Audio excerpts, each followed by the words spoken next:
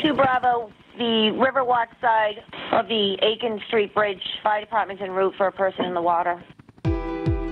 January 3rd, 2018, Air Wing 4 was dispatched with troopers Russ Phippen and John Hazelrig. The first initial part of the call for service from Lowell PD was asking if we could just illuminate an area of the river where they had a person that was stranded in the middle of the Merrimack River. What they didn't know was that the stranded man in the river had attempted suicide, and that this call for illumination would become a dramatic water rescue caught on tape. How this man, Raveth Ton, ended up in the water that morning is complicated.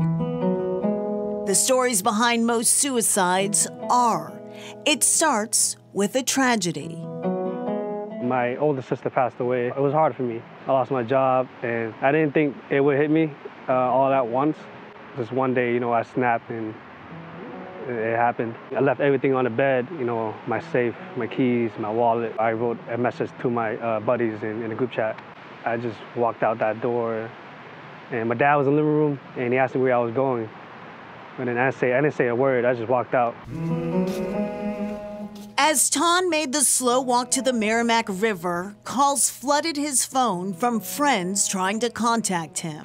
I felt, useless. Felt I don't belong in this world. Just felt like life was hitting me too hard, and I didn't really think about family, think about my niece and nephews, think about any of that.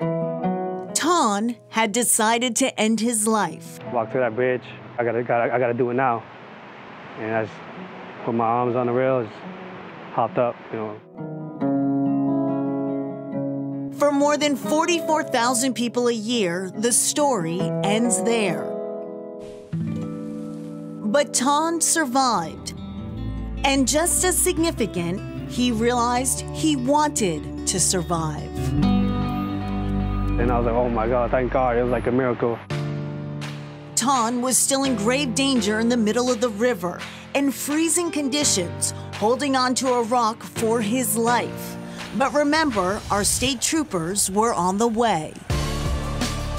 While en route, they'd asked us if we had the ability to do a water rescue. What went through your mind? We're not equipped to do that, we're not trained to do that, and we advised them that no, we couldn't. I don't know how to swim, first of all, and I don't know how I floated back up. We saw the situation and we could see that he didn't have 20 minutes to live if we waited for another boat to come from Methuen. I'm going to try to attempt a rescue from the air.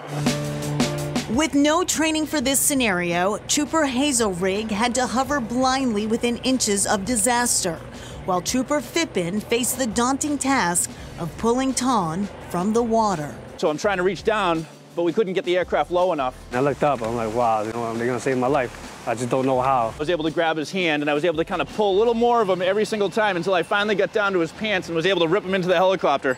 My vision was blurry, but I could see lights just like God lights. It's like, wow, I'm saved, I'm happy. To have a second chance, man, there's no words to describe it. When Ton recovered from the incident, he came here to thank the men that gave him a second chance at life.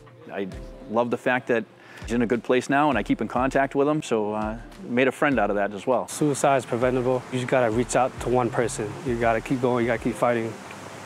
Yeah, that's what I'm doing, still doing now. But make no mistake, for first responders, a happy ending like this is rare. Sometimes we're a day late or an hour late or, a minute late. It was a good night. It was a good night, yes.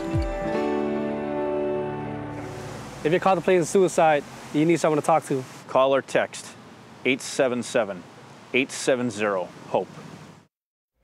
And happy to say Raveth Ton is doing well. He says he's working and feeling good and looking forward to the future. Yeah, he admits that he used to think that therapy was for other people, but he is not ashamed to say that now it has definitely worked for him. And as for the troopers that saved his life, well, they say they were just doing their job, but they've received a lot of positive recognition, including throwing out a first pitch at a Lowell Spinners game. Oh, good for them. They deserve that.